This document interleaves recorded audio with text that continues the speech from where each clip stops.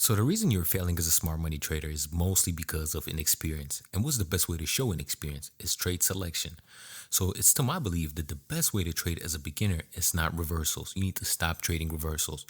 Best thing to do is continuations. And even me, as a trader that made over 14,000% in the past 2 years, I still trade continuations. Reversals are mostly my second base strategy. I trade reversals secondary. Mainly, I trade continuations. And let me show you why. I'm going to show you why reversals are dangerous. Again, if you're a profitable trader, you have nothing to worry about and you should be already trading reversals. And like I said, I trade reversals too, but as a secondary option. But if you're not profitable and you've been trying to make sense out of smart money concepts for years and still not finding success, this is probably one of the main reasons why you're not successful. So, just to use common sense, you have your supply candle, supply order block. You're expecting price to sell off right here. But think about it. You're trying to stop this entire move by this one candle. You're asking a lot from this candle to stop this entire motion right here. So just by thinking of it in that matter, you should already see why it might be a little bit dangerous. Again, if you have the daily, the monthly, the weekly bias, the session bias, you have a few confirmations on why that institutional candle is verified and validated, and the price approachment is on point, you could trade it. But if you've been struggling for years now, this is probably one of the reasons. So another way to look at it for it to make sense to you, let's say there is $40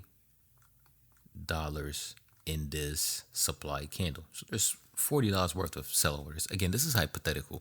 I know if we're talking about the Forex market, we're speaking in millions, but just for simplicity reasons, let's say there's $40 in the sell. Price comes up here, there's $40 worth of sell orders to push price down. But look at this entire move. As price is going up, price is accumulating orders too. Price buying up here, buying up here, buying up here. Institutions could be also buying up somewhere along the ride to push price forward, etc. So knowing that, let's say they put in $15 right here. Hypothetical, of course. That forced this move. Now, as you can see, the second move is a little bit longer. So they probably put $20 over here.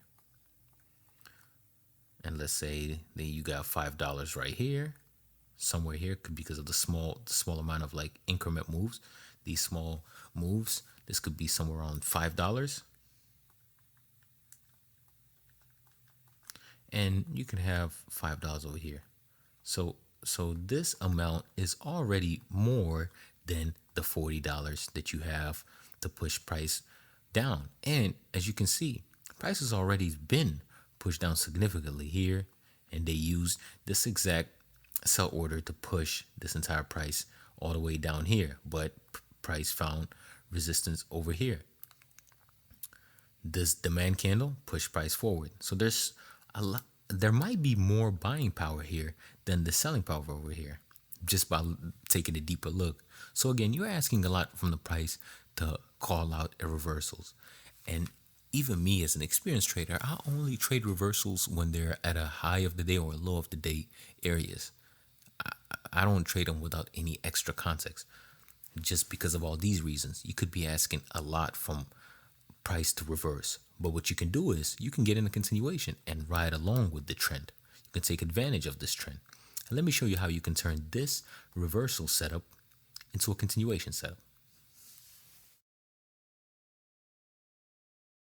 So I'm going to show you how to make this supply candle, supply zone reversal that you anticipate here and turn it into a continuation.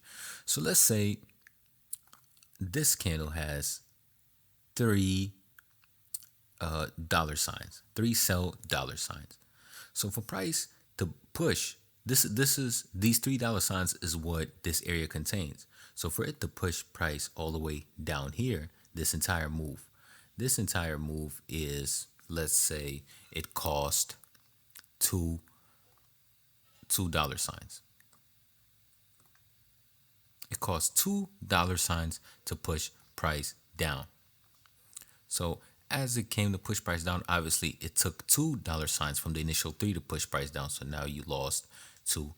So now this area has less money because it used that money to push price lower. So now when price approached the demand zone, what happened? The demand zone had money, so the demand started pushing back. So let's say the demand pushed back, and by how much? I mean, it stopped this entire move. So let's say it used $2 to push price up. So as price continued, people kept buying. The institutions kept buying. So more buys. So by the time it got up to here, we can tell that this supply zone is getting overpowered by the demand zone, because the fact that this demand zone stopped price right here, it stopped price completely right here. It used money to stop this price, obviously, which would be our $2 right here. And as price kept going up, orders kept adding, buys kept adding to push price higher and higher. So by the time price got to our supply zone, it reacted a little bit. When it reacted for that one last time, it lost our last dollar sign right here. So this small reaction right here was the final straw. This small reaction right here from our zone was the last straw, and we lost all our supply candle liquidity right here. We lost all that liquidity. Obviously, we lost $2 throughout this move, and then we lost our last dollar sign with this last bounce. So what happened? So when price revisits this area, there's no more money left in this supply zone. Is zero. So we expect price to run through. So this way you can get in a buy right here or right here and have your stop loss at the last swing and get along with the trend. Get in a buy with the trend, with all the money that's being injected. Why? Because you will get in with the institutions. The institutions are buying right here. You might as well buy with them. Why go against why stand in front of a moving truck, basically? That's what it really comes down to. You don't want to go against the institutions. You want to ride along, and a continuation is way better than stopping an entire move. So here we have our supply candle. Let's see. Like we said before, we need a mild reaction from that zone.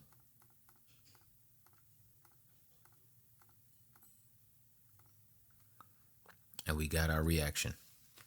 So what is our next clue?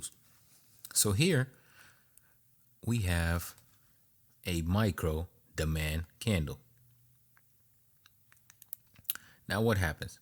If price breaks this candle, so let's say price breaks this candle and comes back, it might just want to revisit this area and use the leftover liquidity here to push price lower. Why would this break be significant?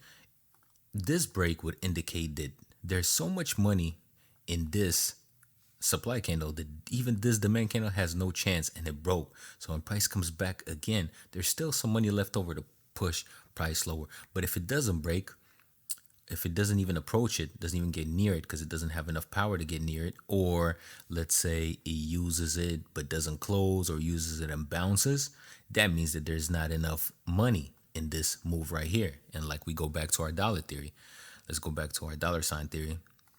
Let's say there is $1 sign over here. The fact the price wouldn't be able to break this level, that means there is more green dollar signs over here. What does this indicate? That indicates that this area has more money than that area.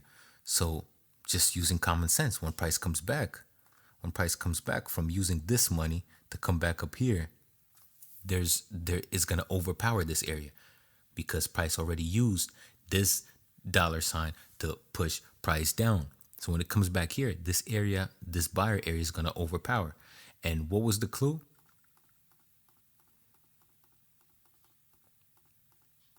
And what was the clue? The clue would be the bounce. So you see, price didn't close and came right back into that area. So what does that bounce indicate? That there is way more buying power than selling power. So all you need to do now is put your stop loss to the last swing and maybe take it right above the last resistance point. And that's it. This will be your continuation. It's that simple. So follow all these steps and you will find success with smart money concepts. And make sure you like, share, and subscribe, and comment. Comment what videos do you guys want me to cover next. I have 2 courses ready to go. So I have a liquidity course and a stop hunt course. A liquidity course would cover all the major concepts of liquidity, and the stop hunt course we would cover how to enter using the purge, the aka turtle soup method. So yeah, comment which one you guys want first, and I'll make sure I drop it. Thank you.